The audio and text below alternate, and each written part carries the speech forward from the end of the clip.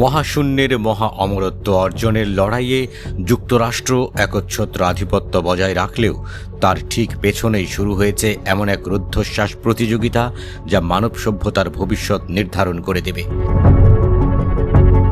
চীনের মহাকাশ অভিযানের বিশাল আর্থিক বহর এবং একের পর এক জটিল মিশন সমগ্র বিশ্বকে চমকে দিয়েছে।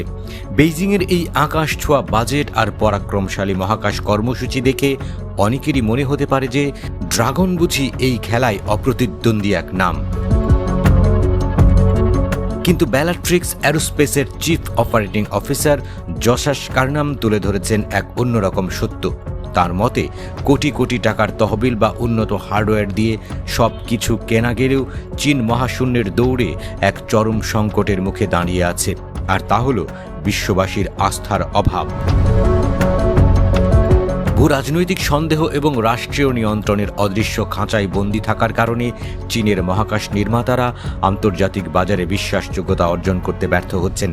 আমেরিকা বা ইউরোপের মতো মহাশক্তিগুলো যখন চীনের প্রযুক্তি ব্যবহারের চরম সতর্কতা অবলম্বন করে, তখন ভারত ঠিক উল্টো অবস্থানে থেকে বিশ্ববাসীর অকৃত্রিম ভরসা অর্জন করে নিয়েছে।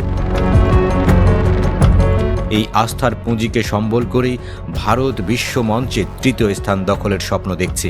সস্তা নিখুঁত উৎপাদন অর্থনীতি এবং তরুণ প্রকৌশলীদের অসামান্য মেধার উপর ভর করে ভারতীয় মহাকাশ খাত সরকারি গবেষণা থেকে বেরিয়ে সরাসরি কর্পোরেট বোর্ডের টেবিলে স্থান করে নিয়েছে।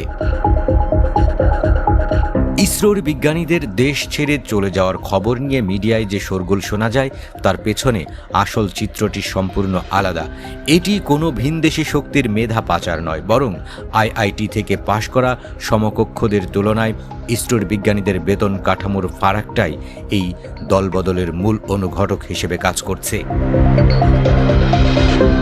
তবে আশার আলো এই যে ইসরো থেকে অবসর বা পদত্যাগ করা মেধাবী মস্তিষ্কগুলো বিদেশমুখী না হয়ে দেশেরই উদীয়মান বেসরকারি মহাকাশ স্টার্টআপগুলোতে যোগ দিচ্ছে।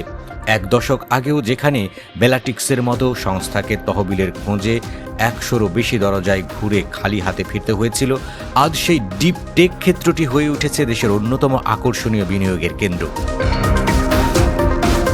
মহাকাশ অর্থনীতি আজ আর কোনো রূপকথা নয়, বরং $1 ট্রিলিয়ন রোমাঞ্চকর বাস্তব। এই বিশাল সাম্রাজ্য দাঁড়িয়ে রয়েছে মূলত 3টি স্তম্ভের উপর: বিশ্বজুড়ে উচ্চগতির ইন্টারনেট সংযোগ স্থাপন, যুদ্ধের ময়দানে সার্বক্ষণিক নজরদারি ও প্রতিরক্ষা ব্যবস্থা, এবং মহাশূন্যের বুকে আস্ত তথ্য কেন্দ্র গড়ে তোলার সুদূর প্রসারী ভাবনা। সাধারণ মানুষের জীবনযাত্রাও আজ এই মহাকাশ বিপ্লবের পরশ পাথরে বদলে গেছে। পকেটে থাকা জিপিএস নেভিগেশন থেকে শুরু করে দুর্গম পাহাড়ের চূড়ায় হাই স্পিড ইন্টারনেট কিংবা প্রাকৃতিক দুর্যোগের আগাম সতর্কবার্তা, মহাকাশ আজ আমাদের দৈনন্দিন জীবনের এক অবিচ্ছেদ্য অংশে পরিণত হয়েছে। আর এই পুরো পট পরিবর্তনের কেন্দ্রে রয়েছে উপগ্রহ প্রযুক্তির এক নীরব অথচ অবিশ্বাস্য রূপান্তর।